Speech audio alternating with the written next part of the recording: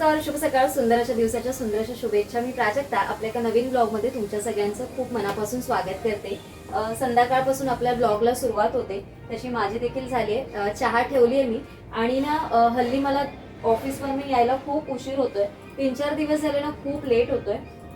आता ना दूध टाकायचं आहे चहामध्ये. पहिला फ्रीजमधनं दूध घेऊन येते आणि ना खूप उशीर होतोय मला. 2-4 दिवस झाले, त्याच्यामुळे आज शॉर्टकटमध्ये काय बनवायचं असं मी विचार करते. ॲक्च्युली संध्याकाळची बऱ्याच वेळा मी पावभाजी बनवत नाही, सकाळचीच बनवते पावभाजी, कारण सकाळी खाल्ली तर बरं पडतं पावभाजी. रात्रीचं नाही बनवत जास्त, पण आज म्हटलं आपण पावभाजी बनवूया. तर आज पावभाजीची रेसिपी पण तुमच्याबरोबर शेअर करणार आहे आणि आजच्या ब्लॉगमध्ये पण बरंच असं काही स्पेशल गोष्टी त्या मी तुमच्याबरोबर शेअर करणार आहे. तर ब्लॉग कुठेही स्किप न करता सुरुवातीपासून शेवटपर्यंत बघा. आणि काल जे लाईव्ह झालं त्याच्यामध्ये तुम्ही छान अशा कमेंट केल्या आणि मेन म्हणजे तुमचा वेळात वेळ काढून तुम्ही लाईव्हला जॉईन झाला, त्याच्यासाठी खरंच थँक्यू तुमच्या सगळ्यांना. आता पावभाजीची सगळी तयारी करायची आणि फिक्स नसल्यामुळे माझ्या वीकली मीलच्या चार्टमध्ये कुठेच मेन्शन नव्हतं, त्याच्यामुळे माझ्याकडे ते सगळं सामान पण नव्हतं. तर येतानाच सगळं घेऊन आली आहे. तर ते पण आता सगळं एक करून ठेवायचं आहे परत फ्रीजमध्ये, कारण बऱ्याचशा गोष्टी होत्या. म्हणजे शिमला मिरची माझ्याकडे नव्हती, गाजर वगैरे तर असतं, बीट वगैरे पण आहे माझ्याकडे, पण मेन म्हणजे फ्लॉवर जे मेन लागतो आणि मटर पण सोलून ठेवलेले, ते संपले गेल्या आठवड्यात आणि ह्या आठवड्यात अजिबात वेळ मिळाला नाही. म्हणजे मार्केटमध्येच जायला वेळ मिळाला नाही. आणि ना ट्रेन खूप लेट आहेत हल्ली. मी जसं म्हणते मला यायला उशीर होतं, तर त्याचं रिझन ट्रेन आहे. ट्रेनमुळेच मला खूप उशीर होतोय आणि एकदा लेट झाली ना की मग पुढे पण खूप गर्दी होते ट्रेनला, मग कंटाळा येतो आणि मग म्हणून मग पुढे मार्केटमध्ये पण मी गेलीच नाहीये. तर आता हे बघा ना, फ्लॉवर आणलं आणि छोटेच आणले फ्लॉवर ना. असेच फ्लॉवर बरे पडतात, नाहीतर ते मोठ्या ह्याच्यात ना खूप किडी येतात, तर मग ते खूप कंटाळा येतो, नाहीतर मग वेस्ट जातात, ते फेकण्यात जातात. तर सगळं टमॅटो वगैरे सगळं घेऊन आली, कारण पावभाजीला टमॅटो तर पाहिजेच मस्त. तर आणि थोडी कोथिंबीर वगैरे घेऊन आली आहे माझ्याकडे, पण आता संपत आली, तर म्हटलं आता आणलंय तर सगळंच भाजी घेऊन जाऊया आपण, परत मग सारखं जायला नको. तर आणि अजून एक गोष्ट मी आणली आहे, ती दाखवते तुम्हाला. हे बघा, हा स्टँड आहे असा मस्तपैकी. ऍक्च्युली हा कॅलेंडरचा जस्ट ना टेबलवर ठेवायचा त्याचा आहे, पण मी असं म्हटलं की हा मला काहीतरी किचनमध्ये यूज होईल, किंवा जेव्हा माझं शूट असतं ना चॉकलेटचं, जे काही बॉक्सेसचे वगैरे मी शूट करते, त्याच्यासाठी हा स्टँड मला खूप यूज होईल. तर अशा पद्धतीने आपण जर ठेवलं आणि इथे जर काही शोपीस वगैरे जर आपण इथे ठेवलं तर खूप छान दिसेल. तर म्हणून मी घेऊन आलं. हे ना MR लोक घेऊन येतात. MR म्हणजे मेडिकल रिप्रेझेंटेटिव्ह म्हणतात, की जे डॉक्टर्सकडे येतात त्यांना भेटायला. प्रत्येक ब्रँडचं त्यांचं प्रमोशन करायला येत असतं. प्रमोशन म्हणजे नवीन कुठलं त्यांच्या कंपनीचं मार्केटिंग करण्यासाठी ते येतात, तर ते देऊन जातात अशा काही गोष्टी. तर मी हे असं घेऊन आली, हे आवडलं मला. ऍक्च्युली कॅलेंडर होतं, तर मग मी कॅलेंडर ठेवून दिलं आणि मग हे घेऊन आली. म्हटलं हे यूज आपल्याला खूप चांगलं आहे. बऱ्याचशा वस्तू मला दिसतात ना, मी अशा नेहमी ठेवते, कधी फेकत नाही. जसं आपला पेनचा वगैरे बॉक्स पण येतो ना, तो पण मी तसाच ठेवलेला असतो. चला आता बडबड नाही करायची, पहिले मटार पण मला सोलून घ्यायचे, तर पहिले मटार सोलून घेऊया. सगळं तयारी करून घेते आणि मग भेटते तुमच्याला. तर इथे बघा, मी सगळी तयारी करून घेतली आहे. भाज्यांमध्ये मटार घेतलेला आहे, फ्लॉवर घेतलेला आहे, बीट घेतलंय, अर्धच घेतलंय. बीटने कलर पण येतो, पण कसं गोडूस देखील होते भाजी, म्हणून मग बीटच घेतलंय, अर्ध घेतलंय. गाजर घेतलंय, लाल कलरचं गाजर नाही मिळालं तर एक जर तुम्हाला भेटलं तर त्याने कलर खूप छान असा येतो. आणि इथे ना मी एक छोटा टमॅटो कापून घेतलाय आणि एक छोटा कांदा घेतलाय आणि इथे बटाटा घेतलाय. आपल्या आवडीनुसार आपण भाज्या कमी जास्त करू शकतो. आता ह्या सगळ्या भाज्या मी कुकरला शिजवून घेणार आहे, म्हणजे मी एकाच शिटीच करणार आहे, जास्त देखील करणार नाही, कारण मग नंतर भाज्या खूप जास्त शिजल्या की मग खूप एकदम भाजी एकदम चिकट होऊन जाते. तर तशी भाजी नको आहे, थोडीशी खडासारखीच ठेवणार आहे मी भाजी. तर आता हे आपण कुकरला लावून घेऊया. तर इथे मी भाज्या आता शिजायला ठेवल्यात आणि थोडंच पाणी टाकलंय मी, जास्त पाणी नाही टाकलंय. आता हे फक्त बटर काढून ठेवलेलं म्हणून ते आता बाजूला ठेवते, कारण ते प्लास्टिकचं भांडं नको. आणि आता आपण कुकर लावून घेऊया शिट्या आणि साईड बाय साईड आता आपण शॉपिंगची सगळी तयारी करून घेऊया. तोपर्यंत मग आपलं कुकरची शिट्टी होऊन कुकर पण थंड होईल. विदाऊट कटर भाज्या बारीक चॉप करायच्या ना, हा एक मोठा टास्क असतो. पण माझ्याकडे नाही आहे कटर वगैरे. आईने मला एक कटर दिलेलं, पण ते मला वापरायला एवढं म्हणजे चांगलं नाही वाटलं. म्हणजे त्याच्यात पाहिजे तेवढं बारीक होत नव्हतं आणि ते सारखं सारखं त्याची लेस खेचा आणि मग ते आतमध्ये गोल फिरणार आणि मग बारीक होणार. मग मला ते नाही आवडलं. मग मी ते यूज करणं तसंच ठेवून दिलं, यूजच नाही केलं, तसंच ठेवून दिलं साईडला. आणि जेवढ्या भाज्या होतात ना तेवढ्या मी अशाच कापून घेते, कारण ना मला ॲक्च्युली ह्याच्यावर पण सवय करायची. आणि हा चॉपिंग बोर्ड मी IKEAमधनं घेतलेला आहे. 149ला या 2 शीट मिळतात आणि या खरंच खूप चांगल्या आहेत. तुम्ही अजूनही घेतल्या नसतील तर नक्की घ्या, मी नक्की सजेस्ट करेन तुम्हाला. ऑनलाईन जरी तुम्ही घेतलात ना तरी या 150 रुपयाला अवेलेबल आहेत. शॉपमध्ये जायची अजिबात गरज नाही. हे आपल्या चॉपिंग बोर्डवर या शीट सिलिकॉनच्या शीट आहेत या जर तुम्ही वरती ठेवल्या आणि त्याच्यावरती जर चॉपिंग केलं ना तर आपला जो बोर्ड असतो ना, चॉपिंग बोर्ड कुठे खराब होत नाही. म्हणजे त्याच्यावर सगळे जे सुरीचे स्क्रॅचेस येतात ना ते अजिबात होत नाहीत आणि मग आपला बोर्ड लवकर खराब होतो. मग त्याच्यामुळे या सिलिकॉन शीट ना परफेक्ट आहेत, बेस्ट आहेत आणि कुठे काळ्या देखील पडत नाही, त्याच्यावर स्क्रॅचेस आलेले देखील कळत नाही. अशा ग्रे आणि असा पिंक नाही, हा ब्लू, अशा 2 कलरमध्ये ते येतात. तो सेटच येतो 149ला. तर बघा, जर तुम्हाला आवडला तर नक्की तुम्ही परचेस करा. हा आपल्या किचनसाठीचा एक बेस्ट प्रोडक्ट असू शकतो कमी रेंजमधला, कारण प्रत्येक वेळेस नवीन नवीन चॉपिंग बोर्ड घेण्यापेक्षा आपण हे वापरलेलं नेहमी चांगलं. तर अशा पद्धतीने माझं सगळं चॉपिंग झालेलं आहे. ॲक्च्युली वेळ थोडा कमी होता म्हणून मग मी ते प्युरी करत बसली नाही टॅमॅटोची. छानपैकी ते देखील असेच बारीक करून घेतलेत आणि आता सगळं एकत्र वेगवेगळं ट्रान्सफर करून घेतलं. आणि मी काय केलं ना, फोडणीला मला लसूण घ्यायचे, तर लसूण आहे ना मी थोडीशी अशी ठेचून घेतली आणि त्याच्यामध्ये मग ती त्याचे छोटे छोटे तुकडे करून मग आता घेतलेली आहे. तर आता चॉपिंग करून घेतलंय मी सगळं आणि तुम्हाला आता एक एक करून सांगते काय काय आपण फोडणीसाठी वापरणार आहोत ते. इथे मी लसूण घेतली आहे. तुम्हाला पाहिजे तर थोडं आलं लसूण पेस्ट पण वापरू शकता, पण मला लसूण आवडते म्हणून मी लसूणच अशी ठेसून बारीक करून घेतली. थोडी कोथिंबीर घेतली, कांदे घेतले. बऱ्याच वेळानं मी जेव्हा वेळ असतो तेव्हा टमॅटोची प्युरी करून मी वापरते, पण आता वेळ नाही म्हणून मग मी हे बारीक बारीक चॉपच केलेत. कांदा घेतलाय एक आणि शिमला मिरची पण मी कमीच घेतली. मला शिमला मिरचीचा फ्लेवर खूप असा उग्र असा जो असतो ना तो मला नाही आवडत, म्हणजे खायला मला नाही जमत ते. आणि इथे मसाले बघा, इथे लाल मिरची पावडर घेतली. ही तिखट नाही, फक्त कलरसाठी घेतलेली काश्मीरी लाल मिरची पावडर आहे. पावभाजी मसाला आहे, जिरा पावडर आहे, धना पावडर आहे आणि हळद आहे. एवढेच मसाले आपण वापरणार आहोत. आणि आता हे परतून घेईपर्यंत आपलं कुकर ना ऑलमोस्ट थंड होईल. तर आता पहिलं आपण पॅन गरम झाल्यावर ना तेल ओतून घेऊया, कारण पहिलं बटर नाही टाकायचं ना, कारण मग बटर जळलं जातं. म्हणून पहिलं आपण तेल ओतून घ्यायचं आणि मग आपल्याला जेवढ्या क्वांटिटीमध्ये बटर टाकायचं आहे ते आपण बटर टाकायचं आहे. बटर थोडंसंच टाकणार आहे मी टेस्टसाठी, कारण मग खूप एकदम गोड गोड पण फ्लेवर होतो आणि बटर आपण पावाला पण वापरतो जास्त, त्याच्यामुळे मग आपण बटर आता कमीच टाकणार आहोत. बटरमध्ये लसणाचा फ्लेवर खूप छान असा वाटतो, म्हणूनच मी लसूण टाकलाय, असाच टाकलाय.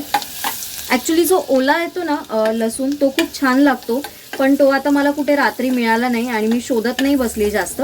आणि ह्यामध्येच ना आता आपण सर्वात आधी कांदा टाकण्याच्या आधी शिमला मिरची परतून घेणार आहे, कारण शिमला मिरचीचा जो स्मेल असतो ना एक खूप स्ट्रॉंग असा, तो आपण सगळा परतून घेणार आहोत आणि त्याच्यानंतर मग आपण कांदा टाकणार आहोत त्याच्यामध्ये परतायला. आणि इथे बघाल ना तर आपला कुकर पण ऑलमोस्ट थंड झालाय आणि भाजी पण रेडी झाली आहे.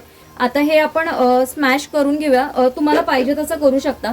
आता मग जास्त क्वांटिटी नाहीये म्हणून ह्याच्यातच मी पहिलीच ती बारीक करून घेणार आहे आणि नंतर मग आपण ट्रान्सफर करणार आहे, किंवा मग मिक्स केल्यानंतर पण केलं तरी चालेल, पण मी आताच करून घेणार आहे.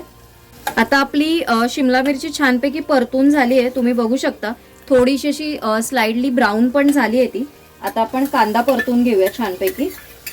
कांदा पण आपल्याला पूर्ण मऊ करायचा आहे मस्तपैकी, तरच छान अशी टेस्ट येईल आपल्या भाजीला. झाकण ठेवूनच शिजवून घेते म्हणजे कांदा मस्तपैकी मऊ होईल. आता आपण कांदा माझ्या मते ऑलमोस्ट झालेला आहे आपला, तुम्ही बघू शकताय. आता आपण यामध्ये टमॅटो जो कापलाय तो छानपैकी ओतून घेऊया आणि याच्यामध्ये ना आपल्याला मीठ टाकायचं आहे, म्हणजे कांदा आणि टमॅटो छानपैकी एकजीव होऊन ना लवकर वितळले जातात, म्हणजे त्याची एक पेस्ट सारखं तयार होईल. म्हणून आपण आता ह्याच्यामध्ये ना मीठ टाकून घेऊया. माझी ना ॲक्च्युली पहिल्यापासूनच सवय जेव्हा मी कांदा परतते ना कुठल्या पण भाजीसाठी वगैरे, तर शक्यतो ना मी मीठ कांद्यातच टाकते. म्हणजे कांद्याला मीठ खूप छान लागलं ना की भाजीला पण टेस्ट खूप छान येते. तुम्ही एकदा ट्राय करून बघा. वरतून भाजीमध्ये ओतताना आणि जेव्हा कांद्यामध्ये तुम्ही मीठ टाकाल ना तर भाजीची टेस्ट खरंच खूप वेगळी अशी होते. आता आपण हे छानपैकी झाकण ठेवून आहे ना पूर्ण आपला टमॅटो विरघळेपर्यंत ना शिजवून घेऊया छानपैकी. तर आता झालं असेल आपलं एक 7 ते 8 मिनटं लागतात कांदा आणि टमॅटो छानपैकी मऊ व्हायला.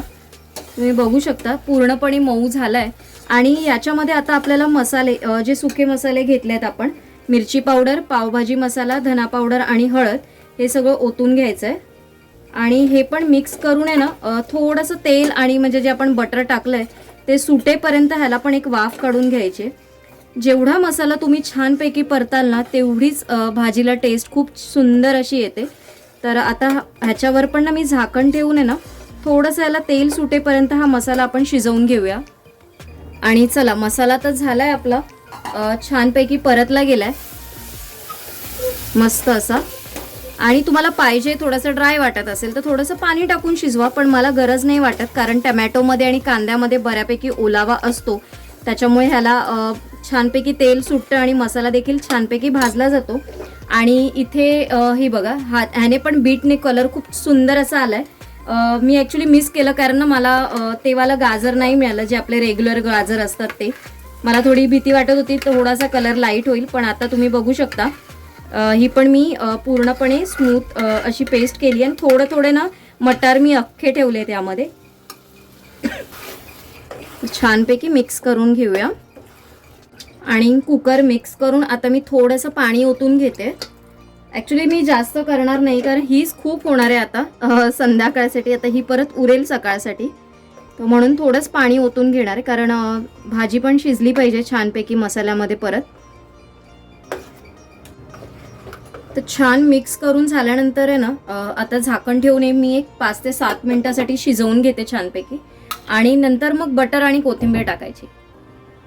तर भाजी शिजते तोपर्यंत तुम्हाला दाखवलेला हा टॉप आणि हे प्लाझो पॅन्ट, प्लाझो नाही म्हणता येणार, ही 3/4 पण नाही आहे, ही अँकल लेंथमध्ये मला झाली. ॲक्च्युली थोडीशी शॉर्ट झाली जेव्हा मी वॉश केली कारण नवीन कपडे असतात मॉलमध्ये आणि ह्या ज्या गोष्टी असतात ना त्या बऱ्याच जण ट्राय करत असतात. तर मग मी पहिला वॉश करते आणि वॉश केल्यानंतरच मग घालते.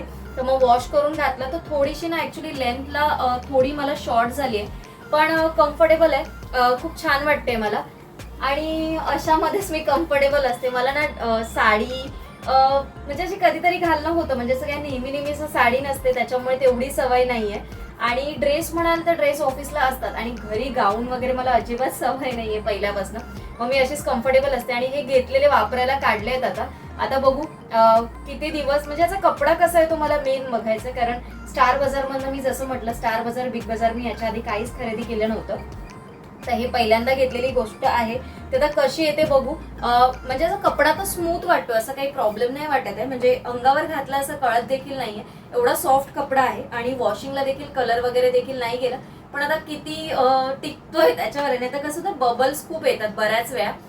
त्यांचा मागे मी अजून म्हणजे आता ह्याच्याच बरोबर एक छोटासा टॉप देखील घेतलेला.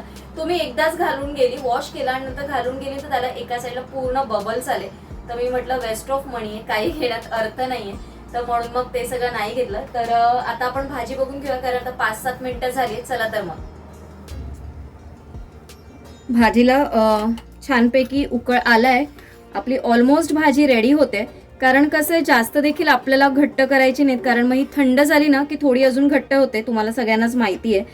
तर आता आपण यामध्ये थोडीशी कोथिंबीर आणि थोडंसं बटर टाकूया, म्हणजे छानपैकी त्याला वरतून एक तरी सुटेल छानपैकी. तरी म्हणण्यापेक्षा ना बटर छानपैकी बाजूला सुटलेलं खूप छान दिसतं. तर आता बटर देखील टाकून घेते मी. तर हे फायनली बटर. आणि आता हे वितळू देऊया आपण, खूप छान दिसेल मग. आणि आता मी गॅस ऑफ करणार आहे कारण झालंय आणि बऱ्यापैकी सगळं शिजलेलंच असतं, जास्त शिजवायची काही गरज नसते. आपण थोडीशी कोथिंबीर टाकूया आणि मस्तपैकी झाकण ठेवूया. आणि थोड्या वेळाने बघितलं ना तर मस्त अशी पावभाजी गरमागरम तयार. मी आज तुम्हाला जसं मी नेहमी म्हणत असते मी मैदा स्किप करते, पण ह्यावेळेस मी ब्राऊन ब्रेड पण नाही आणला. जे ब्रेड अवेलेबल होता, जो पाव मिळाला तो बेकरीमधनं आणला आहे आणि तो छानपैकी गरम करून घेते, कारण पावभाजीची मजा ही पावाबरोबर खाण्यातच असते. तर कधीतरी अशी थोडीशी चीटिंग केली तर चालते. तर इथे बघू शकता छानपैकी मस्त अशी पावभाजी तयार झालेली आणि कलर देखील खूप पाहिजे तसा, म्हणजे मला पाहिजे तसाच आलेला. अगदी बाहेर मिळतात ना तशीच झालेली, रेस्टॉरंटसारखीच झालेली आणि खूप म्हणजे अशी छानपैकी सर्व केली तर ती अजून छान दिसते खाताना. म्हणजे बोलतात ना माणूस पोटाने खाण्यात म्हणजे तोंडाने खाण्याऐवजी ना तो पहिला डोळ्यांनी खात असतो आणि वासाने खात असतो. तर असं बघून ना खूप छान सुंदर वास देखील येत होता आणि भूक अजून वाढलेली. म्हटलं पटकन सगळी कामं आवरून घ्यायची, कारण ह्याच्यानंतर मोठा टास्क असतो तो म्हणजे भांडी घासायचा. तर आता आपण खाऊन घेऊया मस्तपैकी पावभाजी.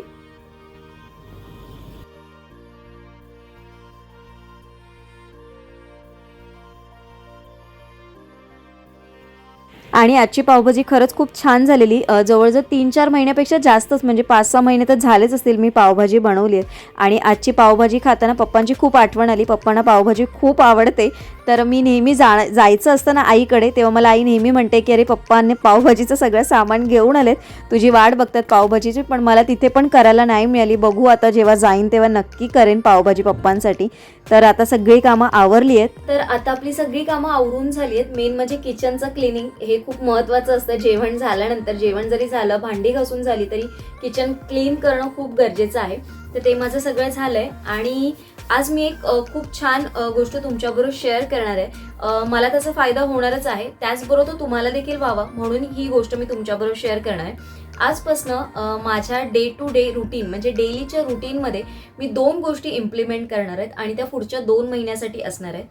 तर ती गोष्ट मी जी इम्प्लिमेंट करणार आहे ती तुमच्याबरोबर शेअर करणार आहे. तुम्हाला देखील त्याचा फायदा होईल. तर त्या गोष्टींसाठी थोडंसं प्रिपरेशन आधी आपल्याला करायला लागतं. तर आधी ते प्रिपरेशन मी काय केलं आहे ते मी तुम्हाला दाखवते, म्हणजे सांगते सगळं आणि मग आपण बोलूया. तर आता इथे मी 2 वाट्या घेतल्यात, एक डबा घेतला आणि एक वाटी घेतली. तर वाटीमध्ये सर्वात आधी मी घट्ट दही घेतलंय, थंड असं दही घेतलेलं आहे. आणि दुसऱ्या ज्या म्हणजे जो डब्बा आहे त्याच्यामध्ये मी काळ्या मनुका घेतल्यात. मोजून एक 10 ते 12 मनुका घेतलेल्या आहेत आणि त्यांना छानपैकी वॉश करून घेणार आहे, कारण त्याच्यावर देखील डस्ट असते. तर मी आता छानपैकी त्या धुवून घेतल्या. धुवून घेतल्यावर तुम्हाला देखील बघता येईल इथे कितीतरी डस्ट आहे आणि आपण अशाच खातो. तर या छानपैकी आता धुवून घेतल्यानंतर ना परत एक थोडंसं पाणी घालून या भिजत ठेवणार आहे.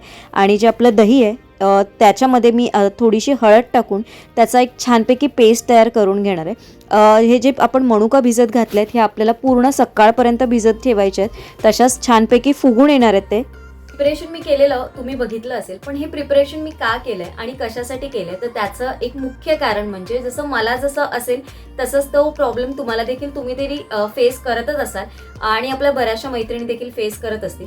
आता काय झालंय ना, बरेच दिवस मी माझ्या स्वतःमध्ये एक गोष्ट ऑब्झर्व करते की मला इथे थोडेसे डार्क सर्कल्स वाटत आहेत डोळ्यांच्या खाली. आणि कधी कधी मी जेव्हा सकाळी उठते ना थोडासा पफिनेस वाटतं. पफिनेस म्हणजे थोडंसं सुजल्यासारखं देखील वाटतंय. तर याचं काय कारण असू शकतं, तर हे फाइंड आउट करणं खूप गरजेचं आहे. डार्क सर्कल्स तर सगळ्यांना असतात, पण ते कशामुळे होतात हे आपण याचा कधी विचार केलाय का? तर असंच मी जेव्हा माझ्या डॉक्टर बरोबर एका बोलत होती तर त्यांना मी असं म्हटलं की मला असं जाणवतंय, तर त्याचं काय रिझन असू शकतं.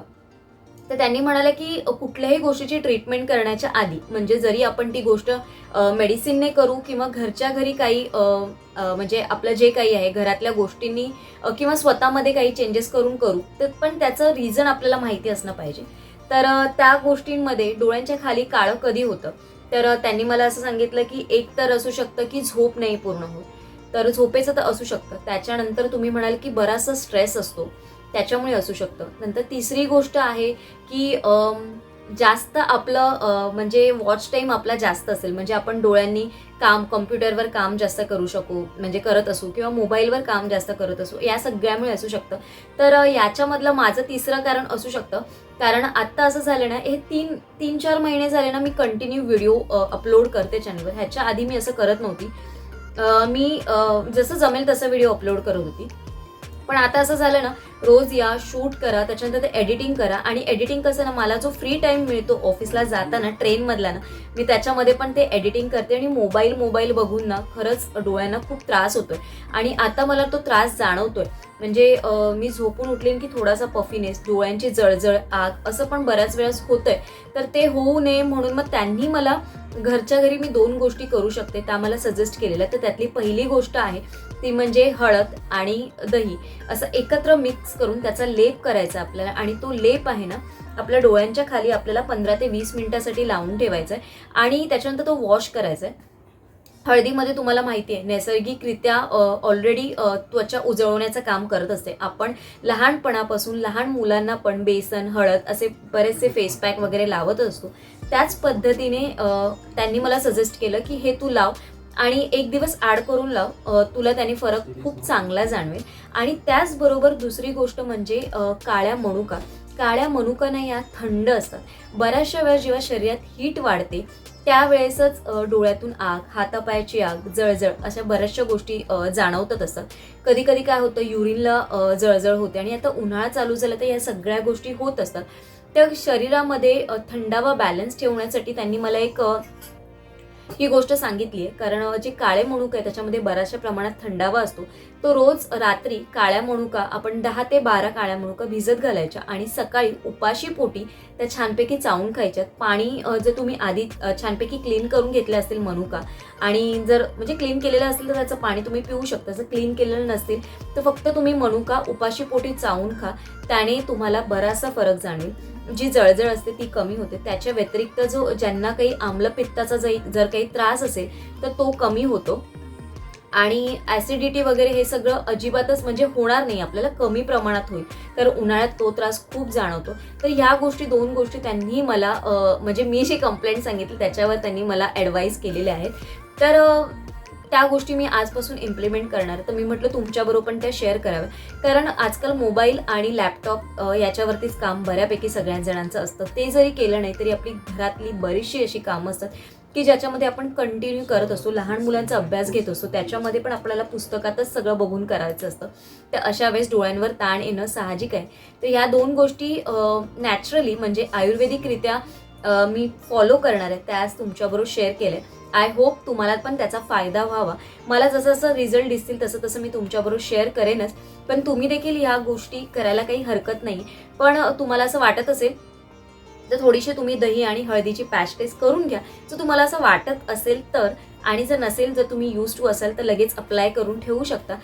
आठवड्यातून 3-4 वेळेस करायला काहीही हरकत नाही. तर ही गोष्ट नक्की करा. आणि त्याचबरोबर त्यांनी मला असं सांगितलं ना की जेव्हा तुम्ही सकाळी उठतेस तेव्हा पफिनेससाठी काय करशील, तर हे जे पफिनेस म्हणजे इथे जी स्वेलिंग वाटते त्याच्यासाठी काय करशील, तर सकाळी उठा, फ्रेश व्हा, छानपैकी 5 ते 10 मिनिटासाठी मेडिटेशन करायचं आपल्याला. म्हणजे छानपैकी रिलॅक्स व्हायचं, छानपैकी शांत बसायचं, डोळे बंद करायचे आणि दीर्घ श्वास घ्यायचा आणि दीर्घ श्वास सोडायचा.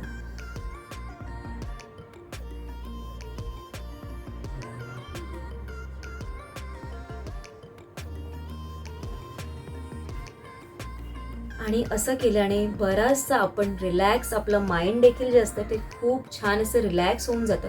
आणि त्याच्यानंतर असं आपला प्लाम असं छानपैकी घासायचं, रब करायचं. आणि ह्याच्यामध्ये जी हीट निर्माण होते ना त्याने आपल्या डोळ्यांना असं एक शेक द्यायचा मस्तपैकी आणि छानपैकी माइंडला रिलॅक्स असं करायचं. असं त्यांनी मला ही एक गोष्ट सांगितली. ती देखील गोष्ट मी उद्यापासून इम्प्लिमेंट करेलच. आणि त्याचबरोबर अजून एक गोष्ट त्यांनी असं सांगितलं की जेव्हा जेव्हा तुम्हाला वेळ मिळेल त्या वेळेस डोळ्यांना थोडासा रेस्ट द्या. रेस्ट देण्यासाठी आपण काय करू शकतो, तर त्यांनी मला सांगितलं की रेस्ट देण्यासाठी जेव्हा तुम्हाला वेळ मिळेल तर फ्रेश व्हा तुम्ही. म्हणजे डोळ्यावर पाणी टाका आणि पाणी टाकून जेव्हा तुम्ही कराल तेव्हा छानपैकी डोळे असे बंद करून त्याला छानपैकी डोळ्यांनी असं हातांनी असं असं करा. म्हणजे डोळे देखील छानपैकी रिलॅक्स होतील थंड पाण्याने. तर ह्या 2-3 ज्या गोष्टी होत्या त्याच्या त्यांनी मला सांगितलं त्या मी आज तुमच्याबरोबर शेअर केल्या. आणि उद्यापासून मी त्या चालू करणार. काही गोष्टी आजपासूनच केल्यात आणि उद्यापासून बाकीच्या गोष्टी शेअर करणार आहे. तर तुम्हाला या गोष्टी कशा वाटतात तर मला नक्की कमेंट करून सांगा. आणि आता आपण लेप लावून घेऊया. कसा लावायचा तो देखील मी आता तुम्हाला दाखवते. तर हा अशा पद्धतीचा लेप आहे. आणि घट्ट दही असेल ना तर बरं आहे. जस्ट आपल्याला असं लावून घ्यायचं आहे, म्हणजे जिथे जिथे डार्क सर्कल्स आहे. ॲक्च्युली हे लावल्यावर जास्त बोलायचं नाही आहे, म्हणजे मसल्स रिलॅक्स राहणं खूप गरजेचं आहे. सो मी हे लावून घेते आणि मग व्हिडिओ मी कंटिन्यू करते. तर आता चेहरा पण मी वॉश करून घेतला आहे, एक 20 मिनिटं ठेवलेलं आणि त्याच्यानंतर दह्यामुळे ना एकदम थंड थंड वाटतंय, डोळे रिलॅक्स देखील वाटतात मस्तपैकी. तर आय होप मी आजच्या व्हिडिओमध्ये मला दिलेली माहिती आवडली असेल. थोडी जरी आवडली असेल तर तुमच्या फॅमिली आणि फ्रेंड्सबरोबर नक्की शेअर करा. व्हिडिओ आवडला असेल तर लाईक शेअर, चॅनलला अजून सबस्क्राईब केलं नसेल तर सबस्क्राईब करा, बाजूला असल्या बेल आयकॉनला क्लिक करा, म्हणजे माझ्या अशाच नवनवीन ब्लॉगचं नोटिफिकेशन तुमच्या मोबाईलवर येत राहतील. तुमचे काही सजेशन्स असतील ते देखील मला नक्की कमेंट करायला विसरू नका. आणि तुमची प्रत्येक कमेंट ही माझ्यासाठी नवीन एनर्जी घेऊन येत असते, त्याच्यामुळे कमेंट करायला तर अजिबात विसरू नका. छान छान कमेंट्स करा आणि मला छान छान एनर्जी द्या की मी अजून छान छान ब्लॉग्स तुमच्याबरोबर शेअर करेन. याच्या पुढे अजून छान छान ब्लॉग्स बनवण्याचा प्रयत्न मी जसं आता करते तसं ह्याच्या पुढे देखील करणार आहे. तर लवकरच भेटू माझ्यासारख्या छानशा ब्लॉगसोबत. तोपर्यंत सगळ्यांना Shri Swami Samarth. Bye bye and take care.